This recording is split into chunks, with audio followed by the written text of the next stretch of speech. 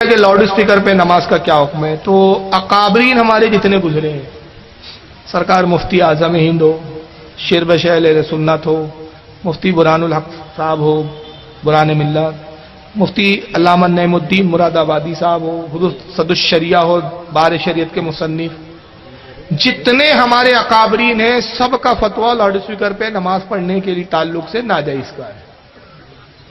لیکن اب آج کل کچھ مولوی حضرات ہیں جو جائز کا فتویٰ دے رہے ہیں، تو میری تو رائے یہ ہے کہ بزرگوں کے فتوے پر عمل کرنا میں ہی بہتری اور نجات ہے، اس لیے کہ ہمارے یہ اکابرین جن کے فتوے ناجائز کے ہیں، یہ اکابرین علم کے وہ کوئے ہمالیہ ہیں کہ آج کے پورے مولانا مل جائے تو ان میں سے ایک کے برابر نہیں ہو سکتے۔ اور دوسری بات یہ کہ بغیر نماز کے بغیر مائک کے نماز ہو جاتی ہے، اس پر تو کسی کا اختلاف ہے ہی نہیں، ہے کہ کسی کا اختلاف؟ مائک پر ہوتی ہے یا نہیں ہوتی اس پر اختلاف ہے۔ تو اب مان لیجیے قیامت کے دن ان کا قول صحیح نکل گیا کہ جنہوں نے کہا مائک پر نماز نہیں ہوں گی، تو پھر اس نماز کی بھرپائی آپ کیسے کرو گے؟ تو ایسا رسک ہی کیوں اٹھائیں ہم؟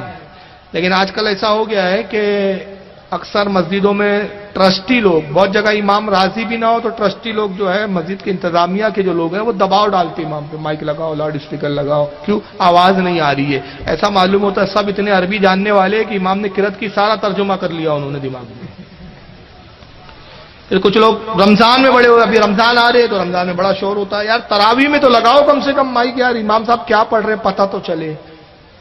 ارے بھائی کیا پڑھ رہے تم سن کر کون سا تیر مار لو گے یار؟ اثر میں امام خاموش رہتا ہے تو اب کیا اثر میں بھی قرأت کروانے کا ارادہ ہے؟ ظہر میں بھی تو خاموش رہتا ہے، عشاء کی بھی 2 رکعت میں خاموش رہتا ہے، مغرب کی بھی 1 رکعت میں خاموش رہتا ہے۔ تو شریعت نے بتایا ہے کہ قرأت اتنا لازم نہیں ہے، بلکہ مسئلہ کیا ہے درہ مختار میں کہ جو نماز جہر ہے، یعنی وہ نماز جس میں قرأت زور سے کی جاتی ہے، تو امام کے لیے اتنی ہی قرأت کافی ہے کہ پہلی صف کے 2 مقتدی سن لے۔ کتنے مقتدی؟ 2، وہ آخری تک صف تک سب سنے، یہ کوئی شریعت نے لازم ہی نہیں کیا۔ تو بہرحال یہ کوئی جتنے اس تعلق سے بہانے کیے جاتے ہیں سب فضول بہانے ہیں، اصل یہ ہے کہ بچنا ہی بہتر ہے، اور اسی پر ہمارے بزرگوں کا فتویٰ ہے۔ سرکار محدث اعظم کا فتویٰ یہ ہے کہ وہ فرماتے ہیں کہ لاؤڈ اسپیکر بدعت سیاح ہے۔ اب بدعت سیاح وہ جس پہ گناہ ہوتا ہے۔ بدعت سیاح کیوں فرمایا؟ کہا اس لیے کہ یہ مکبر کی سنت کو ختم کرتی ہے۔ حضور کے زمانے میں جب آواز پیچھے نہیں پہنچتی تھی تو سرکار صحابہ کو مکبر بناتے تھے، ابو بکر صدیق اکثر مکبر ہوتے تھے، صحیح بخاری میں باقاعدہ اس پہ باب ہے۔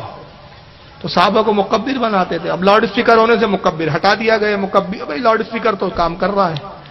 تو بہت ساری وجوہات ہیں جس کی بنا پہ نماز نہیں ہوتی، تو بہرحال بہتر ہے کہ بچے۔ واللہ اعلم ثم رسول اعلم۔